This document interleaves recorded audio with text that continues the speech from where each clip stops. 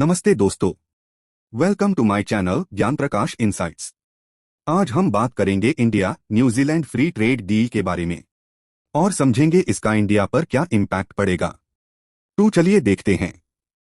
भारत और न्यूजीलैंड के बीच एक बहुत बड़ा व्यापार समझौता हुआ है, पर यह कोई आम डील नहीं है। इसे एक कस्टम बिल्ट ब्रिज की तरह समझिए, एक ऐसा पुल जिसे बहुत सोच समझकर बनाया गया है। चलिए आज इसी पुल के बारे में जानते हैं, ये क्या जोड़ता है और उससे भी जरूरी ये किन चीजों को सुरक्षित रखता है। सबसे पहली बात जो हैरान करती है वो है इसकी रफ्तार। देखिए, आमतौर पर ऐसे बड़े ट्रेड एग्रीमेंट्स में सालों लग जाते हैं, लेकिन ये सिर्फ 9 महीनों में फाइनल हो गया। ये भारत के सबसे तेजी से हुए समझौतों में से एक है, जो दिखाता है कि दोनों ही देश इस डील को लेकर कितने सीरियस थे। तो आज हम इस डील के हर पहलू को बारीकी से समझेंगे। हम देखेंगे कि कैसे ये व्यापार को बढ़ाएगा, भारत ने अपने किसानों को कैसे प्रोटेक्ट किया, हमारे प्रोफेशनल्स के लिए क्या नए मौके हैं और इसका बड़ा रणनीतिक मतलब क्या है। देखिए, ये समझौता सिर्फ व्यापार के आंकड़ों के बारे में नहीं है, ये भारत के एक बड़े सपने से जुड़ा है, विकसित भारत 2047। यानी 2047 तक भारत को एक विकसित देश बनाने का जो विजन है, ये सौदा उस दिशा में एक अहम कदम है। अगर हम अभी की बात करें तो दोनों देशों के बीच करीब $2.4 बिलियन का व्यापार होता है। इस समझौते का लक्ष्य बहुत बड़ा है, आने वाले कुछ सालों में इस आंकड़े को डबल करना। ये एक बड़ी आर्थिक पार्टनरशिप की शुरुआत है।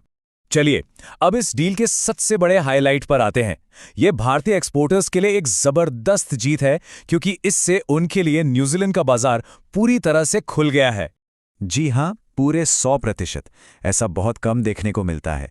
मतलब जैसे ही ये डील लागू होगी, भारत से न्यूजीलैंड जाने वाले हर एक प्रोडक्ट पर इंपोर्ट ड्यूटी 0 हो जाएगी। ये भारतीय कंपनियों के लिए एक बहुत बड़ा दरवाजा खोलता है। और इसका सबसे ज्यादा फायदा उन सेक्टर्स को मिलेगा जो भारत में लाखों लोगों को रोजगार देते हैं, जैसे कि टेक्सटाइल्स, लेदर, इंजीनियरिंग का सामान। ये मेक इन इंडिया के लिए भी एक बहुत बड़ा बूस्ट है और इसका असर तुरंत दिखेगा। सोचिए, कल तक एक भारतीय कंपनी को अपने माल पर 10% तक का टैक्स देना पड़ रहा था। आज वो खर्च 0 हो गया है। इससे उनके प्रोडक्ट्स न्यूजीलैंड के बाजार में रातों रात ज्यादा कॉम्पिटिटिव हो जाएंगे। हर ट्रेड डील में कुछ बहुत ही सेंसिटिव मुद्दे होते हैं। भारत के लिए यह हमेशा से खेतीबाड़ी और खासकर डेयरी सेक्टर रहा है। तो चलिए देखते हैं कि इस मुश्किल चुनौती से कैसे निपटा गया। यहां पर भारत का स्टैंड बिल्कुल साफ था। बातचीत के दौरान डेयरी सेक्टर पर कोई समझौता नहीं किया गया। ये देश के करोड़ों छोटे डेयरी किसानों की रोजी रोटी बचाने के लिए एक रेड लाइन थी और भारत इस पर आखिर तक कायम रहा। तो सवाल ये है कि भारत ने बदले में क्या दिया। यहां एक बहुत ही स्मार्ट टूल का इस्तेमाल हुआ, जिसे कहते हैं टैरिफ रेट कोटा या TRQ। आसान भाषा में इसका मतलब यह है कि न्यूजीलैंड अपने कुछ कृषि उत्पादों की एक तय मात्रा कम या 0 ड्यूटी पर भारत भेज सकता है, लेकिन जैसे ही वो लिमिट पूरी होगी, उसके बाद फिर से वही हाई टैरिफ लगना शुरू हो जाएगा। तो ये है वो समझौता जो हुआ। न्यूजीलैंड को सेब, कीवी और मनुका शहद जैसे कुछ प्रोडक्ट्स के लिए लिमिटेड एक्सेस मिली, लेकिन कई सेफगार्ड्स के साथ। और यहां एक और चालाक कदम है। ये सिर्फ बाजार तक पहुंच देने के बारे में नहीं है। बदले में न्यूजीलैंड अपनी टेक्नोलॉजी शेयर करेगा और सेंटर्स ऑफ एक्सीलेंस के जरिए भारतीय किसानों की मदद करेगा।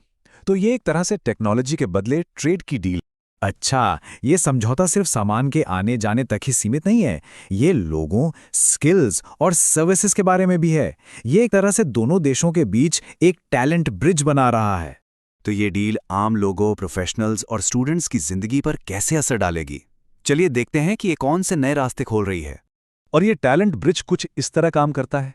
भारतीय प्रोफेशनल्स के लिए नए दरवाजे खुल रहे हैं, स्किल्ड वर्कर्स के लिए 5000 वीजा हैं, युवाओं के लिए वर्किंग हॉलिडे वीजा हैं और स्टूडेंट्स के लिए भी पढ़ाई के दौरान और उसके बाद काम करने के बेहतर मौके बनाए गए हैं। और ये एक और बहुत ही यूनिक जीत है। इतिहास में पहली बार न्यूजीलैंड ने किसी ट्रेड एग्रीमेंट में भारत की पारंपरिक चिकित्सा यानी आयुष को मान्यता दी है। ये भारत की सॉफ्ट पावर और वेलनेस इंडस्ट्री के लिए एक बहुत बड़ी उपलब्धि है। देखिए, कोई भी बड़ी पार्टनरशिप एक मजबूत फाइनेंशियल बेस के बिना अधूरी होती है। इस समझौते में इस पहलू का भी पूरा ध्यान रखा गया है। न्यूजीलैंड ने वादा किया है कि वो अगले 15 सालों में भारत में $20 बिलियन का निवेश लाने में मदद करेगा। ये एक लॉन्ग टर्म कमिटमेंट है जो मेक इन इंडिया को मजबूत करेगा और इंफ्रास्ट्रक्चर और मैन्युफैक्चरिंग जैसे सेक्टर्स में नौकरियां पैदा करेगा। लेकिन क्या होगा अगर ये निवेश का वादा पूरा नहीं हुआ तो? यहीं पर एक बहुत ही दिलचस्प रीबैलेंसिंग क्लॉज आता है। ये भारत को ये अधिकार देता है कि अगर निवेश के टारगेट पूरे नहीं हुए तो वो व्यापार में दी गई कुछ रियायतें वापस ले सकता है। ये जवाबदेही तय करने का एक बहुत ही शानदार तरीका है। अब एक बैलेंस्ड नजरिया रखने के लिए ये समझना भी जरूरी है कि इस डील को लेकर हर कोई खुश नहीं है और इसका लॉन्ग टर्म स्ट्रेटेजिक महत्व क्या है। न्यूजीलैंड की सरकार के अंदर से ही वहां के विदेश मंत्री विंस्टन पीटर्स ने इस सौदे की आलोचना की है। उनका कहना है कि न्यूजीलैंड ने इमिग्रेशन पर बहुत ज्यादा छूट दे दी, जबकि अपने डेयरी किसानों के लिए कुछ खास हासिल नहीं कर सका।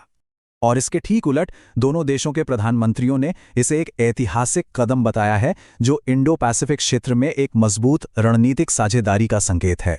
ये दोनों बयान दिखाते हैं कि कैसे एक ही डील को अलग अलग नजरियों से देखा जा सकता है।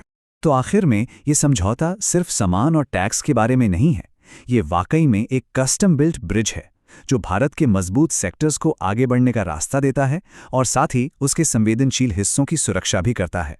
ये विकसित भारत के सपने की ओर एक बहुत बड़ा कदम है और ये हमें एक बड़े सवाल पर छोड़ जाता है। क्या ग्लोबल ट्रेड का भविष्य ऐसे ही स्मार्ट और कस्टमाइज्ड डील्स में है जो हर देश की अपनी जरूरतों को समझकर बनाए जाएं? उम्मीद है आपको ये वीडियो पसंद आएगा। अगर वीडियो यूजफुल लगी हो तो लाइक और शेयर जरूर करें। ऐसे ही इंफॉर्मेटिव वीडियो के लिए चैनल को सब्सक्राइब करें। ज्ञान प्रकाश इनसाइट्स। धन्यवाद।